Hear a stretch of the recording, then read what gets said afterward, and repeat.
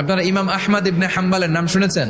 একবার এক সফরে তিনি রাত্রিবেলা বেরোলেন, হাদিস সংগ্রহের সফর। পথিমধ্যে এক মসজিদে মাগরিবের নামাজ পড়লেন, এশার নামাজ পড়লেন। প্রচন্ড শীত, তিনি ভাবলেন আজকের রাতটা মসজিদেই কাটায় দেই, ফজরের সালাত পড়ে তারপরে বেরোবেন। ব্যাগ থেকে কাঁথা বের করে তিনি শুয়ে পড়লেন, কিন্তু মসজিদের দারোয়ান এসে বলে মসজিদে তো থাকা যাবে না, আপনি বের হন। ইমাম আহমদ ইবনে হাম্বাল বললেন, আমি বৃদ্ধ মানুষ, প্রচন্ড শীত, কই যাব? আমি ফজরেরও মুসল্লি, ফজর নামাজ এই মসজিদে পড়বো। আমারে বাজান তুমি থাকতে দাও, থাকা যাবে না, মসজিদে থাকা যাবে না, বের হন, নাহলে গাঠটি সহ বের করে দেব। চিনে নাই এটা যে ইমাম আহমদ ইবনে হাম্বাল, সে বুঝতে পারে নাই। তো দারোয়ানের সাথে সুবিধা করতে না পেরে ইমাম আহমদ ইবনে হাম্বাল ব্যাগ নিয়ে বের হয়ে গেলেন। প্রচন্ড শীত, কাঁপছেন। হঠাৎ দেখে সামনে এক বাজার, ওই বাজারে এক খাব্বাজ বসে আছে। খাব্বাজ মানে রুটি বিক্রেতা, যুবক একজন রুটি বিক্রেতা, রুটি বিক্রি করে। যে যুবককে সালাম দিলেন, আসসালামু আলাইকুম। যুবক পড়লো আলাইকুম আসসালাম। ইমাম আহমদ ইবনে হাম্বাল বলল, যুবক, আমি মুসাফির মানুষ, থাকার জায়গা নাই, প্রচন্ড শীত। এই যে তুমি চুলার মধ্যে উনুনে রুটি বানাচ্ছ, আমি যদি তোমার চুলার পাশে বসে রাতটা কাটাই, তোমার কোনো সমস্যা